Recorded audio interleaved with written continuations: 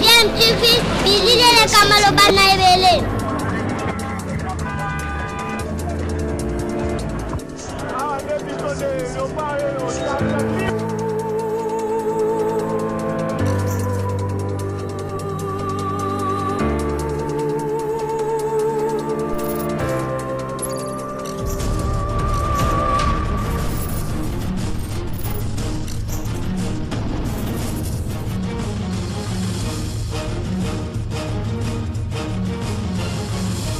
DMTV toujours en avant.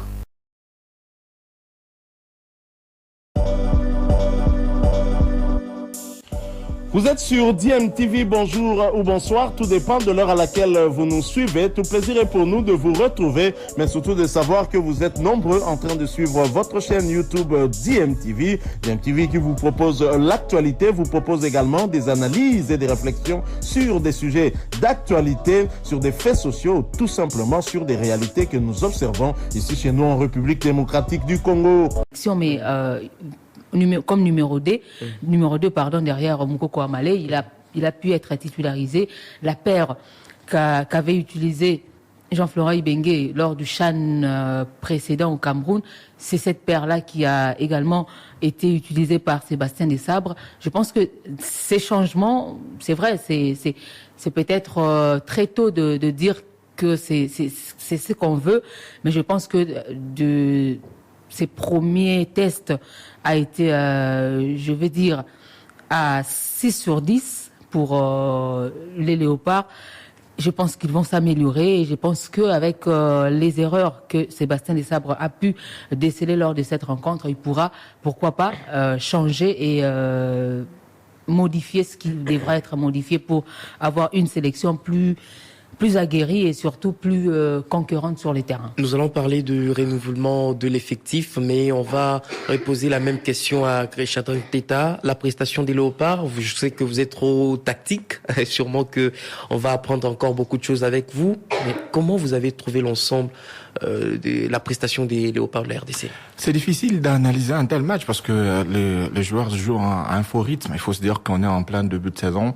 Cette saison sera très kilométrique avec la Coupe du Monde qui va s'ammêler, les éliminatoires des différentes compétitions internationaux. On aura également les équipes qui vont jouer les compétitions dans leur continent. Donc ça fait en sorte qu'il y a quand même les joueurs ont joué avec du recul franc, comme on dit. Donc c'est très compliqué dans ce sens-là d'analyser véritablement la rencontre. Mais je vais d'abord attendre que la République démocratique du Congo joue son premier match sous Sébastien Desabre pour dans le compte des éliminatoires de cette Coupe d'Afrique des Nations. Mais d'emblée, quand même, j'ai vu un match dans les styles comme on en a vu durant cette période, c'est-à-dire qu'un match à 2 à l'heure où ça n'allait vraiment pas très vite, où les joueurs calculaient les efforts, il y avait presque pas d'engagement, il y avait presque pas de contact. C'était un jeu assez propre dans le sens où personne ne voulait se blesser parce que j'estime que la saison elle est très longue. Voilà pourquoi je dis d'entrée de jeu que c'est compliqué à analyser. Mais on a quand même de base en sélection nationale de la RDC. On a des joueurs qui sont là depuis un petit moment et pour l'instant, je suis tombé sur une statistique qui a retracé un peu le parcours de la RDC depuis 2018. C'est assez chaotique, 37 matchs que pour je crois cette petite victoire, on en est à 15 matchs nuls et 15 défaites. Ça veut dire que l'équipe ne progresse pas dans le bon sens et cette défaite contre Burkina Faso, on a clairement vu qu'il fallait renouveler certaines têtes. On s'est beaucoup plaint dans le bois, par exemple, en défense centrale. Là où je suis très content quand même, c'est ce que pour une fois, on a un entraîneur qui ose. Il est arrivé avec ses idées. Il a tout de suite titularisé Idumba et Inonga, qui ont été lors du dernier championnat d'Afrique des Nations Sylvie l'a dit d'ailleurs, oui. Assez exceptionnel. Je pense que c'était une bonne chose de le voir ensemble. Il faut dire que l'un, tout comme l'autre, ont souffert du statut de certains joueurs au niveau de la sélection nationale, notamment Marcel Tisserand, dont les niveaux commençaient à émettre beaucoup d'interrogations. Donc pour moi, je pense que c'est une bonne chose de les lancer comme ça, de les relancer. Et puis devant, avec Ben Malango qui commence à se confirmer petit à petit. Mais les grands problèmes restent toujours l'entrejeu des Léopards, avec notamment sur le côté. Voilà. C'est vrai, on parle de ce renouvellement dans les perches. Commençons par les perches. Lionel vous a donné l'impression de quelqu'un qui était en forme, sûr de lui? Non, mais je pense qu'il est comme tout le monde victime de cette saison. Donc, je pense que la préparation de certains de joueurs a été basée notamment pour tenir le plus grand nombre de matchs possible. Donc, c'est-à-dire que quand vous faites ce genre de préparation, vous commencez la saison en étant très lourd. C'est au fur et à mesure que la saison va avancer que vous allez vous mettre dans le bain de la compétition. C'est le genre de préparation qu'on dit qu'on est beaucoup plus préparé pour être prêt au mois de février, parce qu'on sait qu'à partir du mois de février, c'est notamment là où la saison se joue. Donc, on voit que c'est un bon gardien. Il a ses repères. Lui, il a quand même cette chance, cette particularité, s'il faudrait dire comme ça, d'avoir un temps de jeu assez conséquent dans son équipe. Après, ce sont ses premières. Il y a le stress, il y a la gestion de l'émotion, la gestion de l'événement, c'est l'aspect mental et la communication aussi entre lui et ses défenseurs, parce que c'est un jeune gardien de but qui vient de commencer avec une défense centrale qui était également neuve. Donc je pense que tout ça a peut-être joué sur sa prestation, et donc je pense qu'il faudrait bien évidemment lui laisser le temps de pouvoir s'adapter, mais c'est aussi très important de le faire roter comme ça, parce que aujourd'hui il y a déjà un grand point d'interrogation sur le gardien numéro 1 par rapport à ce qu'il peut transmettre comme assurance dans le but. Donc si on a encore un numéro 2 qui est incertain, c'est très compliqué. Donc je pense que Desabre a joué dans cet aspect des choses. Et puis il faut démettre de la concurrence, c'est très important. C'est un poste assez stratégique du football. Donc s'il n'y a pas de la concurrence, je pense que les joueurs sont comme des sénateurs et ils n'offriront pas le meilleur d'eux. Je crois que mettre une concurrence saine au sein d'une sélection nationale, c'est une très bonne chose. Et je crois que Desabre, il est arrivé avec cette idée-là. Je pense que il le connaît parce que lui, il vient de la France. Il a vu certainement faire des matchs. Et puis, je crois qu'il reste sur une série où je crois qu'il a enchaîné sur 3 ou 4 matchs où il n'a pas pris de but. Donc, je pense que c'était important pour moi de le lancer. Même si, dans l'ensemble, moi, je le trouvais bien. Il a été trop sur sa ligne, peut-être. C'est aussi parce que l'RDC a subi beaucoup. Peut-être que c'est à cause de ça qu'on n'a pas eu le temps de l'étudier vraiment. Mais sur sa ligne, je le trouvais bien. Reste maintenant à voir l'aspect autoritaire, son jeu au pied et sa capacité justement à gérer le grand moment dans une grande compétition. Tu penses que les sénateurs ne donnent pas le meilleur d'eux? Je n'ai pas non plus dit que les sénateurs ne donnent pas le meilleur d'eux. C'est provoqué. Mais je pense quand même pour finir. Non, bon, les sénateurs, leur problème, c'est ils savent qu'ils sont déjà d'office titulaires, ils savent que leur place est acquise. Garantie, voilà. Et voilà, c'est ça maintenant le malheur. Après, si en étant sénateur, on se dit on doit continuer de travailler pour ne pas que la jeunesse montante puisse disputer cette place. Là, c'est une très bonne chose parce qu'il y aura de la concurrence, mais également au-delà de la concurrence, il y aura ces passages de relais qui va se faire de manière assez loyale. Et voilà, je pense que sénateur ou pas sénateur, il faudrait se mettre dans la tête qu'on est au service de l'équipe nationale, on est au service non seulement de soi-même, mais également des autres. On va parler de ce groupe. C'est vrai qu'on va pas aller individuellement, puisque comme vous l'avez souligné, nous sommes au début, mais on va quand même parler de quelques pions. Ça sera juste après avoir écouté Sébastien Desabre. Il estime que la RDC ne méritait pas gagner, mais à la limite, elle pouvait faire un nul face au Burkina Faso. Comme je l'avais dit, ce sont des matchs qui sont intéressants à jouer parce qu'on joue des très bons adversaires. Le match, j'ai trouvé que c'était un match d'un bon niveau entre deux belles équipes, deux sélections africaines. Après, je pense que la différence s'est faite sur la différence d'automatisme qu'il peut y avoir entre les deux équipes. On a senti une équipe du Burkina beaucoup plus prête. Nous, on a été sur l'aspect défensif. Tactiquement, je trouvais que c'était assez intéressant. Après, on a manqué de liens et de liant entre les lignes. On sent qu'on doit vraiment travailler cet aspect de cohésion d'équipe. Alors bon, c'est pas forcément surprenant parce que vu les derniers résultats, vu les dernières péripéties de la sélection, il faut, c'est pas du jour au lendemain qu'on va changer la cohésion d'équipe. On y travaille. Ça va prendre un petit peu de temps, mais je dirais que globalement sur le match, on mérite pas de le gagner. Je pense qu'un match nul aurait été plus logique au vu de la physionomie du match. Je regrette qu'on ait loupé cette entame de seconde mi-temps. Et puis peut-être qu'en ayant ouvert le score en première mi-temps sur nos occasions, on aurait peut-être pu avoir un autre résultat. Bon, le résultat est décevant. Après, sur l'évaluation que je fais de ce match, ça va beaucoup nous servir pour la suite. Et on va maintenant passer au match de mardi pour donner encore du temps de jeu à certains joueurs pour qu'on puisse les évaluer. Sur l'ensemble, comme je dis, on ne peut pas ressentir un secteur en particulier. On a sur l'aspect défensif, on a concédé peu d'occasions, donc on a fait preuve de solidité. Je trouvais que sur la récupération elle-même du ballon, on a manqué un petit peu de densité athlétique à l'intérieur du jeu. Après, sur toutes les exploitations d'attaque rapide qu'on a pu faire, c'était assez intéressant.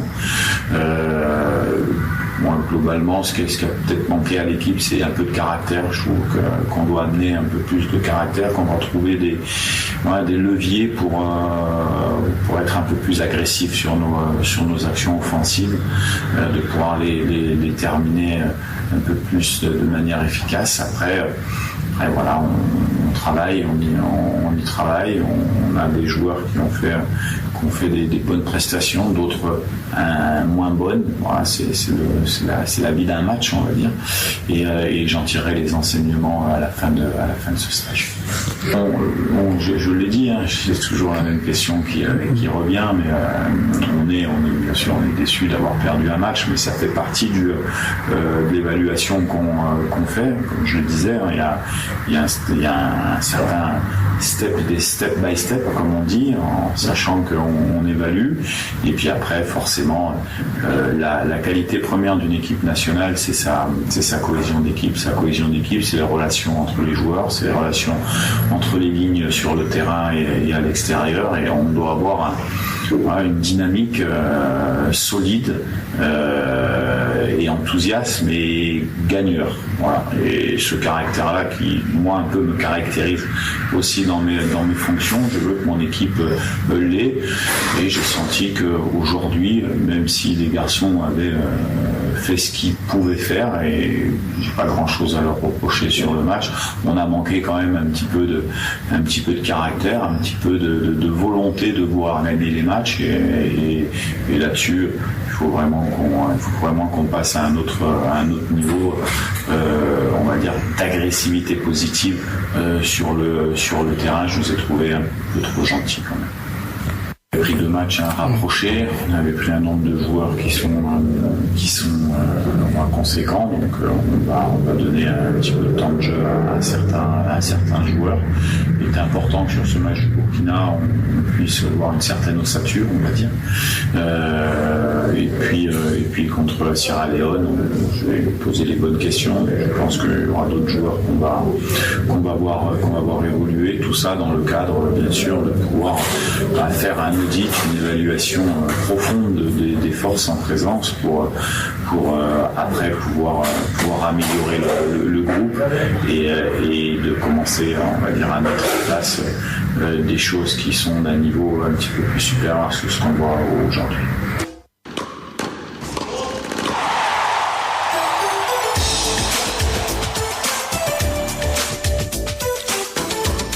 La vraie évaluation, ça sera après le deuxième match contre la Sierra Leone prévu le 27 septembre courant. Mais s'il faut revenir sur le premier match, c'est vrai qu'il n'y a pas eu de but, mais vous avez quand même retenu qu'il y a cette bonne intention de faire mieux. C'était le premier match, les joueurs sont encore au début, vous l'avez dit. Mais lorsqu'on regarde la ligne d'attaque de la RDC, on se rend peut-être compte que beaucoup de joueurs n'ont pas carburé, notamment le cas de Mecha Kelia, qu'on n'a pas beaucoup trop vu. On peut également le mettre dans le lot des joueurs qui essayent de se contrôler en ces débuts de saison. Non, parce que il faut savoir que de nos jours, le football n'est plus statique. Quand je dis statique, c'est-à-dire que quand on vous dit vous jouez ailier, vous restez ailier tout le match. Non. Le football est devenu dynamique. L'intelligence de joueurs entre grandement en ligne de mire, en ligne de compte pour déstabiliser une défense. Donc je pense que depuis Cooper, on a évolué avec un schéma de jeu très statique, un 4-4-2 vraiment statique. On a 2 joueurs sur le côté, 2 avançants, 2 récupérateurs, une défense à 4 avec un seul joueur qui déborde le latéral droit. Le latéral gauche, il monte jamais du match. Donc on a repris les mêmes bases, s'il faudrait dire comme ça, avec 2 joueurs qui restent toujours statiques. Quand vous restez statique, vous ne déstabiliserez jamais la défense adverse.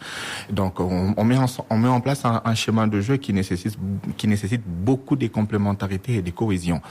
La RDC, quand on regarde la sélection, quand on regarde le nombre de joueurs qui composent cette équipe, on se dit qu'il y a de la cohésion parce que un garçon comme Kebano, ça fait très longtemps qu'il est là, Meshak Elia, ça fait très longtemps, Malango, Mouleka, mais le problème c'est que combien de temps de jeu ont-ils eu à jouer ensemble pour mettre la cohésion? Ça, c'est la première des choses, c'est un aspect très important. Aujourd'hui, on va lancer encore d'autres nouveaux joueurs. On a presque une défense qui a été renouvelée. On a Samuel Bastien qui vient d'arriver sous leur Cooper. Il faudrait qu'il trouve ses marques. Je suis désolé, mais c'est vraiment le joueur où je vois que c'est un joueur qui a énormément du talent. Bastien? Oui. Ah oui, il a du potentiel, mais qu'on exploite très mal. Ouais, Bastien ne peut pas défendre. Il ne peut pas. Moi, je pense qu'il faudrait l'associer plutôt à un garçon comme Edo Kayembe. Justement. Pour que Edo Kayembe puisse faire le sale boulot et lui à la relance ou. Voilà, justement. Mais là, on est en train de se priver d'un très bon relayeur. Pourquoi? Parce que les défauts de notre schéma de jeu font en sorte que il doit rester devant la défense et lui ne sait pas protéger une défense parce qu'à la base, il n'est pas formé pour faire ça. Lui, il est formé quand le milieu défensif récupère le ballon, il le donne, lui, il oriente le jeu. Mais s'il doit faire le 2, forcément, il n'est pas. C'est un peu le style Jacques Magoma. Il n'est pas forcément une sentinelle ou un. On l'a vu d'ailleurs que devant la défense, il n'est pas très à l'aise par rapport à être au niveau du relais. On a vu d'ailleurs qu'en club, il marque beaucoup, puisque voilà. Mais justement, parce que déjà dans son club, il joue dans ce même schéma de jeu, mais lui, il a plus de liberté. Quand vous jouez avec 2 récupérateurs, l'un d'eux doit être plus offensif que l'autre, mais il doit toujours avoir une sentinelle derrière, parce que vous jouez avec 2 récupérateurs, c'est-à-dire que quand vous perdez le ballon, forcément, il y a plus de possibilités, plus de chances que le 2 milieux récupérateurs puissent être éliminés par une seule passe. Donc, si vous avez maintenant un joueur qui maîtrise ce poste-là, lui, il sait que non, moi, je dois m'arrêter là parce que j'ai une défense derrière à couvrir. Et quand vous mettez Bastien Moutoussamy, vous tuez le jeu. Donc, vous exposez automatiquement votre défense parce que les 2 joueurs sont à la base de joueurs qui doivent relayer le ballon. Ils doivent pas être là pour faire les 2 boulots et relayer et défendre.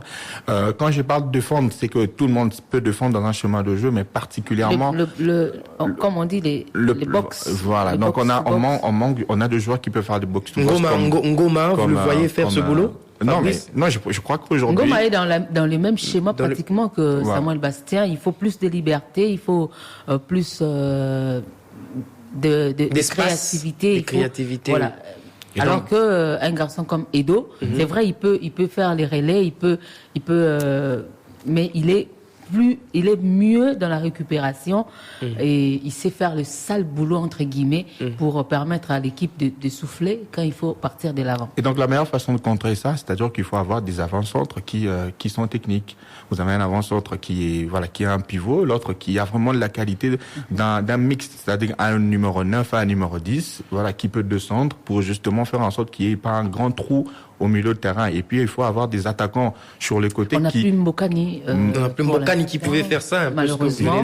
Voilà. Donc là, déjà, on manque de joueurs dans le profil. Ensuite, les ailiers, nous avons on joue dans un 4-4-2 à plat. Alors, en principe, on peut pas avoir des ailiers, on doit avoir des milieux latérales. Il faut que j'explique un peu, on essaie de donner une différence. Des excentrés, comme on dit. Sinon, quand on a des ailiers, on a tendance à avoir un schéma 4-2-4. Voilà. Oui.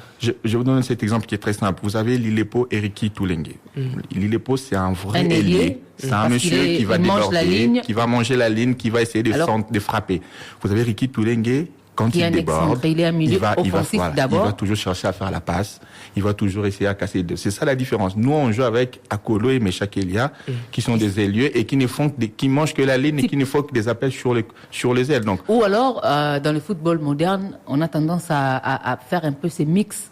Vous avez sur un côté un ailier type et de l'autre côté, vous avez un milieu centré. Voilà. pour justement qui peut compenser, équilibrer. qui peut défendre, Un peu comme Valverde aujourd'hui dans. Alors moi, je ne voulais Real. pas le citer. Hein.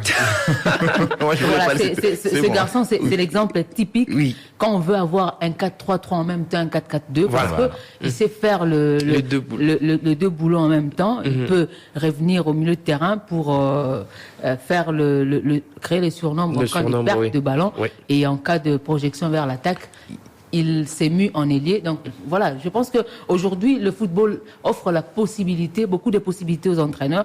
Voilà, j'ai la chance d'avoir un tacticien en face de moi. Mais vous savez Quelqu'un qui aime la tactique. Oui. Et je pense Le que problème- aujourd'hui le football offre beaucoup d'opportunités aux entraîneurs. Il faudrait juste trouver la bonne formule pour mettre en application cela. Mais c'est simple pour l'entraîneur. L'entraîneur, lui, il étudie l'équipe adverse, il met un schéma de jeu, il donne des consignes à tout le monde sur le plan collectif, sur le plan individuel.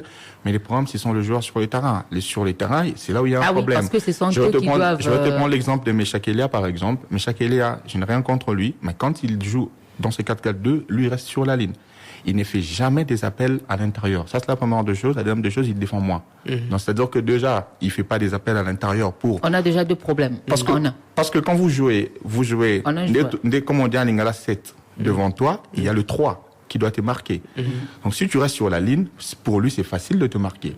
Mais si tu fais par exemple cet appel à l'intérieur, il est obligé de te suivre à l'intérieur. Et ça crée, une complication entre lui et les défenseurs ça laisse centrales. un Et ça espace laisse le couloir à ton arrière à ton arrière droit par exemple de et déborder. si on a un arrière droit comme Moukoko Amale, Issama. Voilà. Donc si vous avez aujourd'hui des joueurs qui restent sur la ligne, ça rend les schémas de jeu statiques. Donc c'est très facile à lire, c'est très facile à défendre et c'est très compliqué dans cette façon de faire de pouvoir marquer un but. En plus, on n'a pas trop beaucoup de possibilités quand on joue dans ce schéma-là. Généralement, c'est pour déborder ou centrer, mais déborder, centrer, ça rend très vite la balle à l'adversaire. Pourquoi? Parce que nous avons 2 milieux récupérateurs, dont l'un doit être un peu plus haut, l'autre un peu plus bas. Et rien ne vous assure que quand le défenseur va dégager le ballon va tomber dans la zone de votre milieu récupérateur. Donc tout ça, ce sont des petites choses à prendre en compte. Pour moi, je pense que on doit exploiter les qualités de nos joueurs. Il faudrait revenir à la base en 4-3-3, un 4-2-3 avec 2 récupérateurs. 4-3-3, c'est le schéma idéal. Au fait, puis, moi, c'est 4-4-2, ça ne marche pas. On insiste, mais ça ne marche toujours pas. Les 4-3-3, pardon, c'est le schéma idéal. D'ailleurs, pour ceux qui ont conçu les différents dispositifs tactiques, ils l'ont dit, c'est le schéma qui comment je peux dire, qui est calqué pratiquement sur les WM, qui a été le schéma initial utilisé par les tout premiers tacticiens. Et voilà, ça donne également cette liberté. C'est vrai, et ça laisse beaucoup plus de possibilités. On a parlé tout à l'heure de Valverde qui offre également cette énième possibilité au Real Madrid de se muer en 4-4-2 en cas de perte des ballons, parce que c'est lui qui peut revenir comme 4e milieu de terrain ou encore être le 3e attaquant. Donc voilà, ça donne beaucoup plus de possibilités et aussi des libertés. Malheureusement, on est encore en train de vouloir... Mais vous dites quelque chose de très important, vous dites que ça donne de la possibilité. La possibilité n'est pas donnée par l'entraîneur, la possibilité est donnée par la qualité du joueur. On a Valverde qui est un garçon très intelligent. Il sait que quand on attaque, on passe en 4-3-3, quand on défend, on est en 4-4-2. Donc il a cette intelligence-là. Maintenant, le problème avec notre sélection, aujourd'hui, on n'a pas ce... Voilà, mais on manque de profil, on manque ce genre de profil, par exemple. Il y a un garçon comme... il y a le garçon comme Kebano qui, en son temps, pouvait aussi faire ce travail. Mais est-ce qu'aujourd'hui, il a encore ce génie pour essayer d'apporter cela? Ce n'est pas question de génie, je ne pense pas. Mais on dit toujours que le schéma de la tactique, les dispositifs, tout ça est mis en place par rapport aux joueurs que l'on dispose. Par rapport au profil, voilà. Ça, c'est la base. Tout le monde a déjà écouté ça. Mais les problèmes, c'est que est-ce qu'on a aujourd'hui des joueurs d'abord fiables en sélection nationale, sur lesquels l'entraîneur peut compter pour mettre en place un schéma de jeu. On a eu des soucis avec Kakuta, qui voulait toujours jouer en numéro 10 derrière l'attaquant.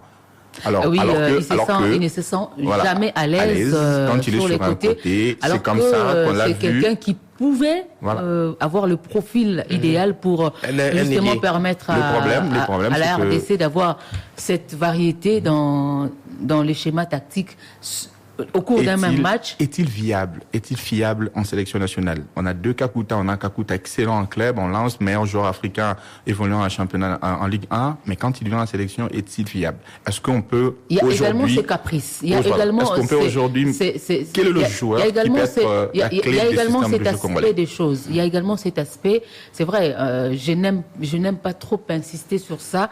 Il y a ces côtés extrasportifs de nos, entre guillemets, binationaux ou encore joueurs évoluant à l'extérieur du pays. Quand ils viennent en sélection, c'est des enfants gâtés, c'est des joueurs qui aiment être choyés, c'est des joueurs qui veulent être considérés comme des patrons, entre guillemets. C'est vrai, en club, ils n'ont pas de mots à dire, mais quand ils viennent en sélection, ils veulent commander, ils veulent être, comme je l'ai dit, des patrons. C'est là que ça pose problème. Sont-ils professionnels? Sont-ils professionnels? Parce que, est-ce qu'aujourd'hui, on peut nous dire, Neymar, Mbappé, ça s'entend très bien au Paris Saint-Germain? Non, c'est clair. Ça ne marchait pas. Mais sur les terrains, ça reste extrêmement professionnel. On voit qu'on est là pour donner du plaisir, on est là pour jouer au foot, on joue au foot. Sont-ils professionnels, ce joueur? Justement, comment deviendrait-il professionnel quand il faut avoir, même parmi les dirigeants, parmi les décideurs, ceux qui sont leurs fans, en lieu et place de laisser l'entraîneur gronder quand il faut gronder, obligé, pas dans les sens stricts, mais dans le jeu, obligé ou demander à ce que le joueur puisse faire ce travail, et après, quand l'entraîneur le fera, le joueur va aller bouder. On a connu ces problèmes. Je vais encore me répéter avec Ntengi qui ne va pas par 4 chemins, qui a dit des choses à certains joueurs qui sont allés se plaindre auprès des dirigeants, et après il y a eu...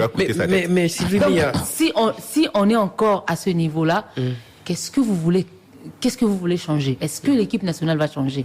On parle de l'environnement, on parle de tout, mais est-ce qu'on a la volonté de changer les choses? Je pense que ça doit commencer par là. Le jour où on aura la volonté de changer les choses au sein de notre équipe nationale, on aura peut-être la meilleure sélection africaine, pourquoi pas? Parce que ailleurs, on a vu Hakim Ziyech, c'est pratiquement les meilleurs Marocains, mais à cause d'un coup de sang, l'entraîneur l'a mis de côté. C'est vrai, aujourd'hui, on a vu que ça a coûté sa place à Vaïd Halilhodžić, mais c'est parce qu'il faut aller en Coupe du Monde avec tous les meilleurs éléments, raison pour laquelle le Maroc a pris cette décision peut-être. Mais avant, Hakim Ziyech a été pratiquement mis de côté. Il n'a pas joué les barrages, il n'a pas joué les matchs des qualificatifs pour la Coupe du Monde. C'est justement parce qu'il a voulu faire un peu le prince. J'ai aimé tout à l'heure l'intervention du CG qui a dit qu'il faudrait que maintenant, d'ici là, on va commencer à faire signer des entraîneurs de contrats d'objectifs. Mais moi, je me dis, l'objectif, c'est quoi? C'est participer à une CAN ou avoir une équipe qui joue très bien au football, avoir de la cohésion. Pas seulement faire signer. Faudrait un moment qu'on nous explique l'objectif d'une sélection nationale. Parce qu'on s'est plaint qu'on ne joue pas bien. On s'est plaint qu'on ne joue pas bien, mais on vient aller en Coupe du Monde. Pas seulement. C'est le problème. Pas seulement. Jouer, c'est pas qui attaquer. Moi, je pense que pas seulement aussi. Faire signer aux entraîneurs. Je pense qu'à un moment donné, il faut faire signer aussi aux joueurs des contrats d'objectifs. C'est vrai, Shadrack, à un moment, on est en train, on peut rire de ça, mais je pense que, comme je l'ai dit, nos joueurs évoluant à l'extérieur du pays, beaucoup ne viennent pas avec leur cœur. Ils ne viennent pas pour défendre le drapeau national. Ils viennent en se disant nous allons aider le pays. On a entendu, qu'est-ce qu'on n'a pas lu, qu'est-ce qu'on n'a pas écouté, les différents discours de nos joueurs professionnels. Il y en a même qui sont allés très loin en manquant même du respect à leurs propres coéquipiers. On a suivi les audios qui ont fuité avec ce qui a été dit sur Samuel Bastien par un de ses coéquipiers. Voilà, ce sont des choses pareilles qui doivent cesser si on veut avoir une sélection forte, si on veut avoir une équipe avec un vestiaire uni, même s'il y aura des égos, mais les égos seront minimisés et on va prôner les collectifs et surtout maximiser l'état d'esprit d'une sélection unie. Sébastien Desabre n'a pas cessé de le rappeler qu'il faudrait créer une bonne ambiance autour de cette sélection. J'imagine qu'il a eu toutes les informations possibles autour de cette sélection de la RDC. Revenons au profil, revenons également au système, la tactique, parce que c'est de ça qu'on parlait. Est-ce que vous ne pensez pas qu'aujourd'hui c'est au sélectionneur de savoir quel profil des joueurs prendre pour sa sélection, pour ce qu'il veut présenter comme tactique, système dans le groupe? Mais c'est ce qu'il fait. Il concocte une liste de 25, de 30 joueurs. Il les appelle. On profite des dates FIFA et on y joue. Mais Genovic, le problème avec Desabre vient d'arriver. Il peut pas faire des miracles d'entre deux jeux. Ce qu'il doit faire, c'est continuer sur la base de ce qu'a laissé Cooper. Cooper a laissé une sélection avec des noms qu'on connaît, un schéma de jeu que l'on connaît. Il va commencer comme ça et ensuite il va ajuster petit à petit. Ça, c'est la base, c'est ce qu'il va faire. Et lors du prochain match contre la Sierra Leone, ça sera la même chose. Il va peut-être mettre certains joueurs, mais il va garder la base et c'est au prochain match qu'il va se dire ok, là j'essaie de mettre mon schéma de jeu. Mais le souci, c'est que les joueurs qui sont sélectionnés, j'ai l'impression qu'on les a essayés dans tous les schémas de jeu, mais ça ne marche pas. On a eu du 4-4-2, on a eu du 4-3-3. On a même mis un 3-5-2 spécialement concocté lors du match RDC-Maroc pour les éliminatoires et tout, qui a été une catastrophe. Mais Tsengi Biembe aussi l'a expérimenté contre la Gambie. Là-bas, on avait fait 2-2. On a joué en 3-5-2 avec Luinda Mbemba en défense, tout ça. Mais ça ne marche pas. Le problème, moi, je me dis, mais l'animation congolaise, elle est concoctée. Comment on fait pour faire jouer ce joueur? Moi, je pense que quand on regarde de la base, on n'a pas de joueurs. On n'a pas de joueurs pour jouer en 3-5-2. Non, il faut pas dire ça. Ils jouent dans leur club. Hormis ceux qui viennent d'Europe, ou plutôt ceux qui ont été formés en Europe, ici, il n'y a pas.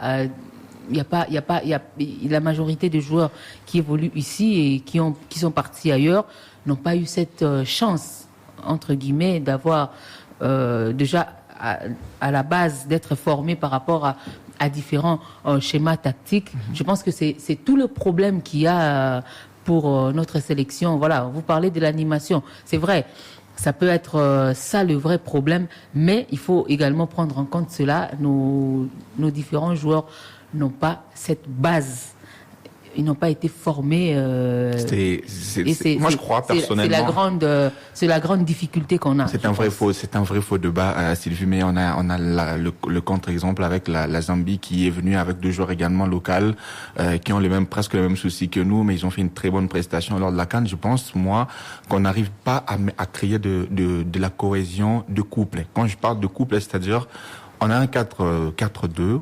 Il faut créer de la cohésion. Ou alors on a des joueurs qui n'arrivent pas à assimiler très bien la matière ou quoi? Non, mais non, c'est pas ça. Je pense que les entraîneurs n'arrivent justement pas à créer de couple. Couple, c'est-à-dire avant d'arriver là, j'ai dit qu'il fallait des hommes fiables dont l'entraîneur a besoin pour essayer de poser son schéma de jeu. En gros, on a la qualité. On s'est plaint avec Ibenge, mais Ibenge avait ses hommes de base. Par exemple, on avait Padou Bopunga, que personne ne comprenait pourquoi il était titulaire. Mais Ibenge avait besoin de lui parce que c'est un monsieur qui faisait de sale boulot, c'est un monsieur qui compensait pour les autres, il faisait des efforts énormes pour maintenir l'équilibre dans le schéma de jeu. C'était un monsieur indispensable. Aujourd'hui, ces hommes-là, on en manque cruellement. Que ce soit en défense. Aujourd'hui, le défenseur fiable de la RDC, c'est un grand point d'interrogation. Mukoko Amalo, Janssen Mbemba, je ne sais pas. On va au milieu de terrain, on a ces mêmes soucis. On manque des compensateurs, on manque un vrai meneur de jeu, un vrai génie. Ça nous manque. Pour gagner une compétition, on dit toujours qu'il faut un bon gardien, il faut un bon buteur, et il faut un génie. Dans notre sélection nationale, on n'en a pas. Et on a vu que Bertrand Traoré s'est régalé. On a vu Bertrand Traoré jouer. On sent vraiment c'est un génie. Il sait sortir du marquage, il sait jouer entre les lignes. Il a à lui tout seul déstabilisé notre animation défensive. Samuel Bastien et Moutoussa, on ne savait pas qui devait le prendre. Il a joué que entre les lignes, alors que si on avait un garçon, là où on avait beaucoup plus de joueurs. Si on avait un garçon comme Padou Bopunga, par exemple, ce genre de profil-là, il nous manque en sélection nationale. Quand je regarde notre liste est basée. Est-ce qu'aujourd'hui, Shadrack Ntenta, en regardant que ce soit en championnat national, parce que ce genre de profils sortent généralement de la Ligue de la Ligue nationale de football. Est-ce qu'aujourd'hui, on a un garçon comme qui a les profils des Padou Bopunga, même pas à 100%, mais qui peut tourner autour des 70, 80%? Non, on a le joueur que je comprends même pas son choix de carrière. Je critique pas un monsieur comme Mukoko Tonombe, il allait nous faire un bien fou au milieu de terrain. Mais je comprends pas ce choix de carrière. Aujourd'hui, c'est vrai que nous sommes tous victimes de la barçanisation du football. Tout le monde veut voir son équipe jouer comme le Barça. Et on oublie que le football, c'est ne pas qu'attaquer, défendre aussi fait partie de jouer, efficace, jouer au football, jouer au football, des réparations. Voilà pourquoi il y a des gens on va voilà, en parlant de la barçanisation, je vais juste parler de ce que je renchérir un peu avec ce que je disais. On doit être efficace dans toutes les deux surfaces. On a vu la fébrilité. Tout en restant équilibré. Voilà, on a vu la fébrilité du Barça dans les corners défensifs. Ils ont pris un but comme ça contre le Bayern. On a vu également que dans les corners offensifs, ils ne sont pas aussi adroits pour marquer dans ces phases de jeu. Je vais y arriver. Donc, je finisse. Voilà. Justement, que je finisse. Quand je parle de la barçanisation, c'est-à-dire que on est tellement adepte de ces très beaux jeux qu'on est en train de suivre tous les week-ends. On se dit que notre sélection doit jouer comme ça. Forcément, ça influence les entraîneurs, ça influence également les sélections. Les entraîneurs veulent mettre en place des équipes qui jouent très très bien au football. Mais est-ce que c'est efficace de jouer très bien au football? C'est efficace ou pas? Il y a un grand point d'interrogation. Les gens détestent aujourd'hui Simeone parce que Simeone c'est du béton, mais ça a été efficace. On a vu qu'il a gagné des trophées avec cette façon de jouer. Aujourd'hui, il faudrait que l'on fasse un choix. Il faudrait qu'on fasse un choix d'abord. Comment on veut voir cette sélection jouer? Veut-on attaquer ou on veut défendre? Comment on veut voir cette sélection jouer? Et c'est par rapport à ça qu'on va choisir un entraîneur qui sera en mesure de mettre en place l'identité du jeu congolais. Aujourd'hui, on n'en a pas d'identité. On n'a pas d'identité pour voir parce que la direction technique nationale est là. On va retomber toujours dans les mêmes soucis. Mais s'il faut rester chez Sébastien Desabre pour ne pas essayer de s'éparpiller, je crois que ça lui revient en tout cas d'essayer de mettre un peu plus de la cohésion, c'est-à-dire qu'il essaye un peu de créer des trios, des couples, des trios. Il essaie un peu de mettre des triangles, qu'il essaie un peu de pouvoir essayer de modifier un peu cette façon de jouer. Et puis il faut quand même qu'on soit fort dans un secteur, parce que je pense qu'aujourd'hui le football, ce n'est pas que bien jouer. Il y a des équipes qui sont très fortes sur les coups de pied arrêtés. Il y a des équipes qui sont spécialistes en contre-attaque. Il y a des équipes qui savent bien jouer avec des longs ballons. Quand je regarde l'idée dans ces matchs contre le Burkina Faso, c'était de relancer court. On commençait toujours avec nos deux défenseurs centraux qui essayaient de chercher l'espace à gauche et à droite. Mais le problème, c'est que s'ils essaient d'allonger sur les côtés, on a des petits gabarits. Mais chaque ailier à Colo, ça ne gagnera jamais de duel aérien. C'est très compliqué. On a un seul point de fixation, c'est Ben Malango. S'il faudrait jouer sur Malango, à côté de lui, il doit avoir du soutien. Est-ce que Wissa donne cette possibilité à l'entraîneur? Il y a un point d'interrogation. La personne aujourd'hui, on faisait confiance, qui a peut-être bien mieux joué en 4-4-2, c'est Cédric Bakambu, parce qu'il a joué comme ça à Villarreal. Il a été très prolifique, il a marqué beaucoup de buts, et on a vu même lors des éliminatoires de la Coupe du Monde, même s'il n'a pas marqué de buts, je pense qu'il a délivré 3 ou 4 passes décisives. Voilà. Lui, il sait que il sait comment jouer. Avec Baka, ils ont été très efficaces. Et puis quand on joue comme ça, là, il faut quand même que le joueur soit en mesure d'anticiper le mouvement de leurs coéquipiers. C'est très important. Quand vous n'avez pas de joueurs qui n'ont pas cette capacité, cette lucidité tactique d'anticiper les mouvements de leurs coéquipiers, ça devient très compliqué. Ça donne un chemin de jeu très statique et on a des difficultés à percer les blocs adverses. Le choix du chemin de jeu par rapport au profil de joueurs congolais, c'est compliqué. Voilà pourquoi je disais tout à l'heure qu'il faudrait revenir à la base. Parce que nous avons des bons ailiers. Nous avons des ailiers qui sont dribbleurs, qui savent centrer, qui savent frapper. S'ils se retrouvent dans ce qu'ils savent faire de mieux, c'est-à-dire que déborder, avec deux milieux de terrain qui peuvent leur donner deux ballons, avec du surnombre sur le côté, ça peut produire quelque chose. Je vous informe qu'on doit parler des Léopards U23, également de la Lina Foot. Donc on va écouter Arnaud Lusamba, lui est un nouveau, il vient d'arriver dans la tanière. On va l'écouter, un petit temps pour connaître qui il est, dans quelle équipe il évolue. On va se retrouver tout juste après pour parler des Léopards U23. Arnaud Lusamba, 25 ans. Je joue actuellement à Alanyaspor en Turquie et j'honore ma première sélection avec les Léopards. C'est un honneur, une joie, c'est beaucoup d'émotions parce que c'est différent d'être en club parce que là on porte le maillot et on représente tout un pays, toute une nation, donc forcément il y a plus de pression, mais c'est vraiment un honneur et je suis très très content d'être ici. Bien sûr, c'est un rêve, je pense que pour tous les Congolais c'est un rêve de porter ce maillot, donc moi j'ai la chance de pouvoir le porter, donc bien sûr que c'est un rêve. De voir un joueur qui donne toujours tout, qui va tout donner pour le pays, pour l'équipe, toujours à fond et toujours motivé et fier de porter ce maillot. Parce que c'est mon pays, c'est le pays de mes parents et je me voyais pas porter le maillot d'une autre nation tout simplement. Voilà, c'était là Arnaud Lusamba. Vous allez peut-être vous habituer à le voir. Il est milieu de terrain qui évolue dans la formation d'Alanya Sport et est à sa première sélection avec les Léopards de la RDC qui vont jouer le 27 septembre contre la Sierra Leone. Ce sera le deuxième match test de Sébastien Desabre et son groupe. Il y avait 2 forfaits pour le premier match Sylvie. Il y avait l'absence de Joël Kassomboy et de Fabrice Ngoma, qui ont été forfaits juste avant ce match, donc laissés par Sébastien Desabre. Je pense que c'est peut-être ça qui a été à la base de la titularisation de Lionel Passindaou. C'est ce que j'allais vous demander, donc c'était un choix par défaut. Voilà, ou encore c'était un choix fort, donc on ne le saura jamais. Peut-être poser la question. Je pense qu'on aurait eu la réponse si poser la était à 100%. question, oui, à Sébastien Desabre. Bon voilà, on verra après si il ferait encore confiance à ce garçon, parce que même si il a promis 2 changements par rapport au match aller, par rapport au premier match, s'il a confiance à Lionel Passindaou ou s'il l'a titularisé, non pas par défaut, mais par choix, et je pense qu'il va les reconduire pour ce deuxième match. Donc on saura à peu près lire l'intention avec laquelle il a titularisé Lionel Passindaou, et après on va juger. Et Fabrice Ngoma, je ne sais pas ce qu'il a eu comme bobo, mais il a été également écarté lors de cette première liste, de ce premier match, parce qu'il est blessé. Donc le sélectionneur n'a pas pu l'utiliser. Et après 4 jours, je ne sais pas s'il va revenir dans les groupes pour prétendre à une place dans les 11, pourquoi pas dans les 20. Mais bon, ça reste des matchs amicaux, ça reste des matchs tests.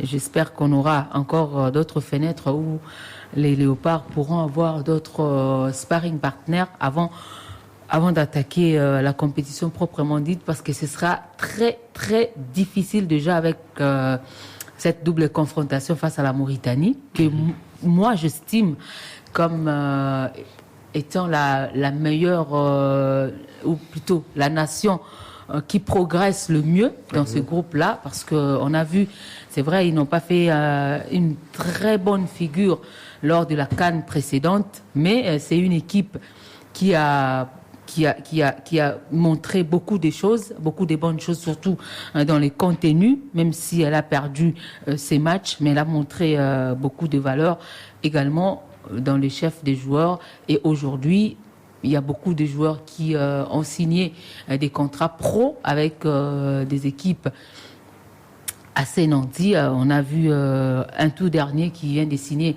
avec les LOSC. Donc c'est déjà une équipe à prendre très au sérieux. Donc il faudrait, pour les Léopards, déjà oublier la fameuse phrase Balé Tangaté. Il faut déjà oublier, parce qu'aujourd'hui on a l'impression avec le temps que le football est vraiment allé à l'école et a décroché tous les diplômes, en train même de suivre un master, parce que voilà, aujourd'hui on ne peut pas s'hasarder, on ne gagne plus au hasard. Même si on gagne un match au hasard, mais on ne va pas gagner une compétition au hasard. C'est après un travail de longue haleine, même si dans les footballs, il n'y a pas de vérité absolue. Mais à 80%, on est en train de voir que ce sont les bosseurs ou les travailleurs.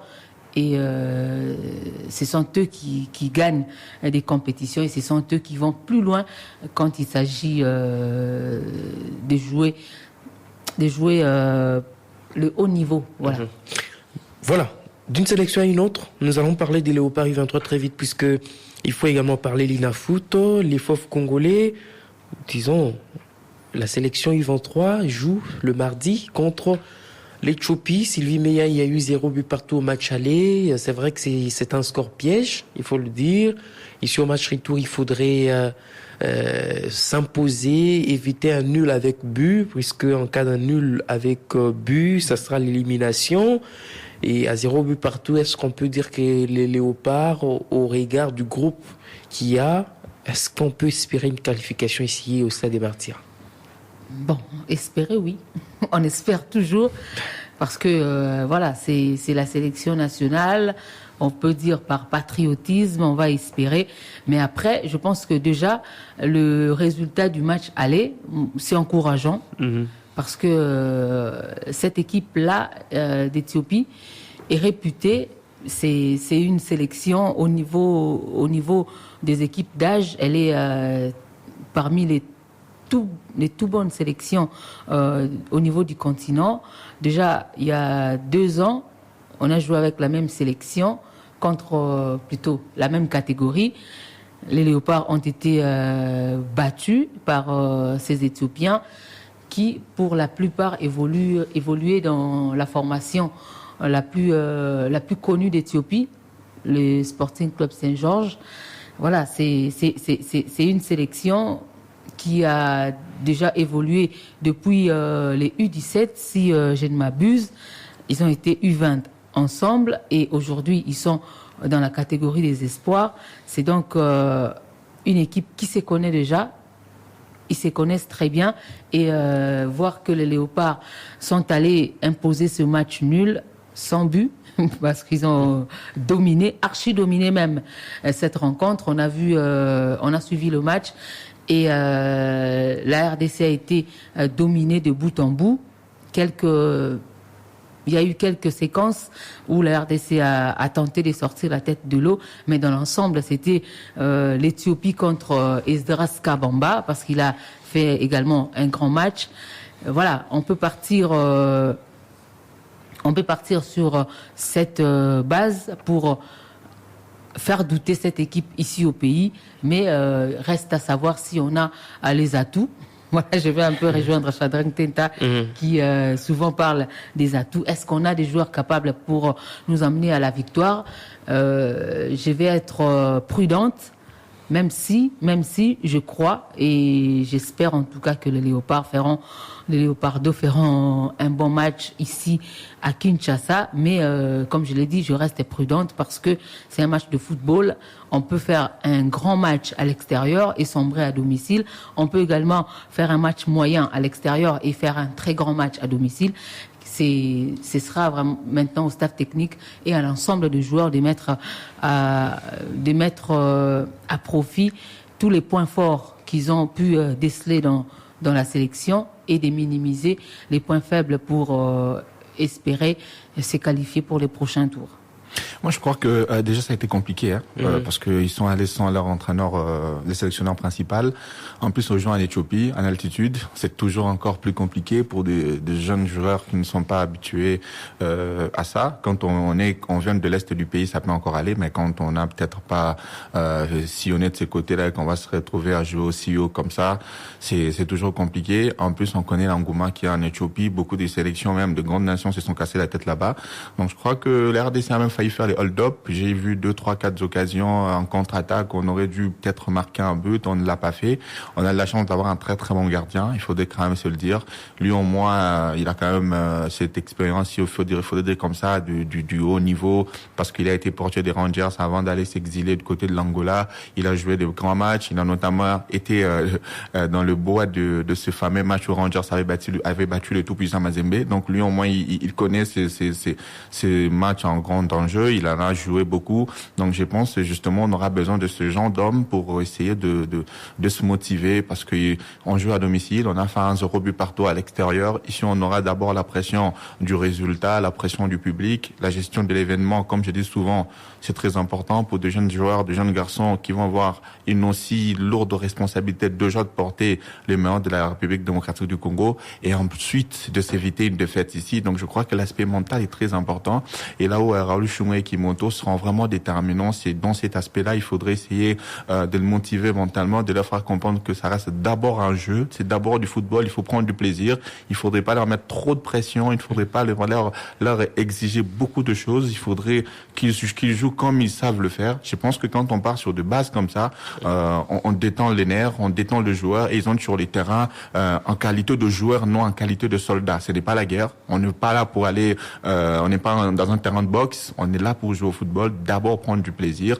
et ensuite on va essayer d'exploiter les qualités de nos joueurs. Les qualités on a des bons joueurs, on a Bakata, on a Panzou, on a même Roli, on a Onoya, donc on a des joueurs qui sont dans de grands clubs également, qui apprennent petit à petit, qui côtoient également de grands joueurs. Donc je pense que c'est un vrai véritable test. D'abord dépasser l'Éthiopie, parce que derrière il y a l'Algérie qui nous attend. C'est un niveau au-dessus, mais je crois que la qualité du terrain, la qualité de joueur congolais peut faire la différence, d'autant plus qu'on joue ici au stade de Martyrs de la Pentecôte, là où je peux quand même me plaindre un peu. Je sais qu'il y aura déjà pas assez d'engouement, il y aura pas assez du monde pour les appuyer, et il faut que nous, supporters congolais, qu'on évite aussi de faire cette différence-là. Tout, c'est la sélection nationale. Bon, ce n'est que des léopards. Il faut qu'on vienne supporter cette sélection. Ce n'est pas seulement ici. Au fait, vraiment cette différence-là. Parce qu'on va avoir un stade de 80 000 personnes, il y aura peut-être 5 000, 10 000 personnes, et puis on n'a même pas non plus fait beaucoup de communication. C'est ça aussi le problème. C'est ça aussi le problème. Le football au niveau d'âge, c'est presque partout, ça souffre de ce manque d'engouement. On peut s'organiser autrement, mais pour ne plus qu'apporter du soutien à ce supporter. Moi, j'ai vu beaucoup des élèves en Éthiopie. Là, j'ai vu beaucoup des jeunes. Beaucoup de gens. Déjà, si même chez les décideurs, c'est Léopard Senior A ou rien. Donc, il faut déjà se dire que si ceux qui dirigent pensent ça, quand sera-t-il du peuple? Donc, je pense que c'est cette souffrance-là, ce manque d'engouement dans les chefs des supporters pour les équipes d'âge, c'est presque partout. Mais voilà, comme vous l'avez dit, il y a toujours un moyen. On a toujours des choix à faire. On n'y est pas non plus habitué. On va éviter, puisque là... On n'y est pas non plus habitué à ça. Parce que je crois qu'aujourd'hui, même sur le plan international, on le voit, on a même lancé la Ligue des champions de jeunes, justement pour essayer de créer un peu de l'engouement. Nous, nos clubs ont l'obligation d'avoir des équipes d'âge qui n'existent que de nom. Mais je pense que si on essaye quand même de jouer sur cet aspect de choses, à un moment, il y avait des tournois de jeunes à gauche, à alors que j'étais en train de parler de ce problème. J'ai parlé des dirigeants qui n'ont Dieu que pour la sélection senior. Comment, alors que la CAF publie déjà, ou la CAF notifie déjà à toutes les associations nationales le calendrier par rapport aux différentes compétitions organisées durant l'année, comment à 3 semaines, à 2 semaines, on s'est retrouvé sans staff technique de moins de 23 ans, et après on n'a même pas eu de sélection. On ne sait même pas comprendre pourquoi les sélectionneurs principaux n'a pas pu se rendre en Éthiopie. Voilà, on ne sait pas comprendre, il n'y a pas de raison. C'est tout ça. Donc je pense que si on veut avoir de l'engouement, on doit d'abord commencer du côté des dirigeants, avoir un œil sur toutes les sélections, ou plutôt avoir le même œil et la même considération par rapport à toutes les sélections, versions, catégories confondues, parce que ils sont tous léopards, comme on aime bien le dire. On n'a pas, c'est vrai, le traitement de ceux qui sont seniors ne sera pas forcément le même, mais il faut quand même qu'il n'y ait pas trop d'écart entre les U17 et les seniors. Ne fût-ce que faire l'essentiel, c'est tout. Même si ça peut aussi, après,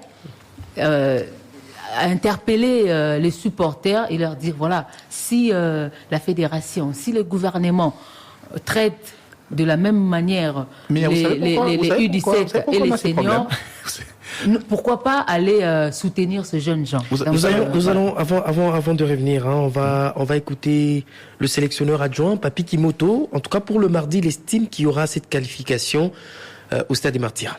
Je suis très content. On a respecté notre plan de jeu, notre plan qu'on a mis en place. Malgré on n'a pas eu beaucoup de temps de travail, mais les jeunes gens, ils ont très bien joué le jeu. Ils ont respecté les consignes. Avec un peu de chance, on aurait pu gagner ces matchs. Bon, c'est pas grave, c'est le football. Et j'espère qu'on va finir les jeux à Kinshasa. Avec la détermination, de la même manière qu'on a abordé aujourd'hui, avec beaucoup de détermination, de concentration et de combativité.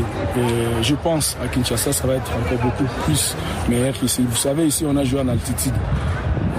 On a demandé de venir ici 4 à 5 jours pour s'habituer à l'altitude, parce qu'ici, on est à plus de 2000 mètres d'altitude par rapport à chez nous. Donc tout ça a joué même. On a quand même fait des entraînements pour essayer de compenser ça. Ça a tenu et on est content. Et tout le monde est content. Mais c'est pas encore fini. Et ça nous reste encore un match à jouer à Kinshasa le mardi prochain, si je ne me trompe pas. Il faut être concentré parce que c'est une très bonne équipe d'Éthiopie. Et ils ont beaucoup d'automatisme que nous. Et voilà, et il faut rester prudent et pas d'euphorie. Et rien n'est encore fait. Mais nous, on veut la qualification. Voilà, ils veulent la qualification. Mais Sylvie, est-ce que l'objectif pour cette sélection des Léopards devrait être vraiment la qualification ou préparer la relève pour demain être dans les Léopards Chan ou dans les Léopards A' et les Léopards A? Est-ce que ça devrait vraiment être l'objectif? Je pense au vu du temps. Oui. Non, parce que voilà, je disais tout à l'heure, à 3 semaines de cette compétition, on n'avait pas encore de staff technique. Oui. On n'avait pas encore de joueurs. On a d'ailleurs ri dans nos différentes plateformes en disant, voilà, comme le tirage au sort a été effectué, on va bientôt composer une équipe. Alors qu'on ne devrait plus être à ce niveau. On devrait déjà... On a eu les sélections U17, on a eu les sélections U20, on ne devrait plus avoir autant de problèmes pour aller même chercher d'autres joueurs qui, à mon avis, ne devraient pas faire partie de la sélection U23. C'est justement parce qu'on n'a pas su organiser à temps les stages avec ces joueurs jeunes, parce que avec la jeunesse, ce n'est pas comme les seniors qui peuvent s'adapter plus rapidement. Les jeunes, il faudrait peut-être des séances supplémentaires pour faire entrer la matière, mais avec les seniors, c'est plus facile. Est-ce qu'on a même eu le temps d'organiser des colonies, puisque je vais appeler ça comme ça, des colonies, pour justement inculquer à ces jeunes gens les exigences du haut niveau, pour qu'ils ne soient pas complexés au moment de rencontrer d'autres sélections. C'est également le grand problème que connaissent nos sélections d'âge. Après, le staff technique, il n'a pas été mis en place à temps. Je ne vais même pas parler des contrats. Il n'a pas été mis en place à temps, donc il n'a pas eu le temps d'avoir les fiches techniques de tous les joueurs qu'ils aimeraient avoir sous leurs mains. Après, il y a encore d'autres problèmes. J'ai parlé de souhaiter. On dit souhaiter un bon anniversaire à Zéphir Kaninda, parce que lui, il gère la Lina Foot de jeunes. Je pense que tout doit partir de là. Notre club doit être sérieux. Ce travail allait être vraiment facilité si on avait des équipes d'âge. On avait une Lina Foot de jeunes qui était sérieuse, qui était vraiment bien organisée avec tous les moyens possibles. Bon, pas comme la Lina Foot et tout ça. Ça allait vraiment nous aider. Vous avez parlé tout à l'heure de fiches techniques. Vous avez parlé tout à l'heure des fiches techniques et tout ça. On allait peut-être moins avoir de soucis à ce niveau-là. Et tout ça, ça démontre clairement que nous sommes dans la politique de l'instant. Nous, ce qui compte, c'est aujourd'hui, c'est après 1 ou 2, 3 semaines. Mais on ne voit jamais après 4, 5, 6 ans. Aujourd'hui, et voilà. On a aujourd'hui Idumba qui remplace Luindama ou peut-être Tistran. Mais qui va remplacer Idumba, par exemple? Il y a un ça, grand point d'interrogation. On se pose pas la question. Aujourd'hui, on a deux sabres. Qui va remplacer des sabres? On ne travaille pas sur ça. Nous, c'est la politique de l'instant. Je vais donner un exemple d'un pays que j'aime beaucoup, le Maroc. Le Maroc qui a dissous la sélection A prime, qui est double tenant du titre du championnat d'Afrique des Nations. Cette sélection a été dissoute, remplacée par les moins de 23 ans qui vont participer au CHAN pour justement préparer la CAN de la catégorie qu'ils vont organiser la saison plutôt l'année prochaine. Donc c'est comme ça. On sera jamais surpris. On va être étonné, mais les Maroc nous battent combat. Mais ils sont en train de s'organiser. Voilà. Nous, on s'organise. Ils ne vont peut-être pas remporter le CHAN, mais ces joueurs-là auront de l'expérience. Ils sortiront avec beaucoup plus de maturité que les jeunes gens de leur génération qui vont se contenter de prendre part aux éliminatoires. Ils vont être plus aguerris, ils vont connaître les hauts niveaux puisqu'ils vont jouer contre les sélections seniors, contre les gens qui sont déjà habitués à faire la Ligue des Champions ou la Coupe de la Confédération, la Coupe du Monde des clubs, alors que eux ils sont dans la catégorie des espoirs. Donc voilà, je pense que c'est comme ça qu'on doit préparer les choses. Et non venir comme on le dit souvent, lelo kaka, on te lambi lelo, te bouki lelo, te lambi lelo. D'ailleurs, je crois qu'on doit apprendre à copier aussi. D'ailleurs, il faut copier, on copie ce qui est bon. Non, on copie, mais on copie ce qui est pas bien. D'ailleurs, le sélectionneur Raoul Shungu a essayé d'inviter les autorités à renforcer l'encadrement de ces jeunes parce que ce sont eux qui vont assurer la relève de demain. Nous allons d'ailleurs écouter Raoul Shungu avant de prendre la page publicitaire puis la Ligue Foot. Mes premières impressions, c'est la qualité des athlètes que nous avons.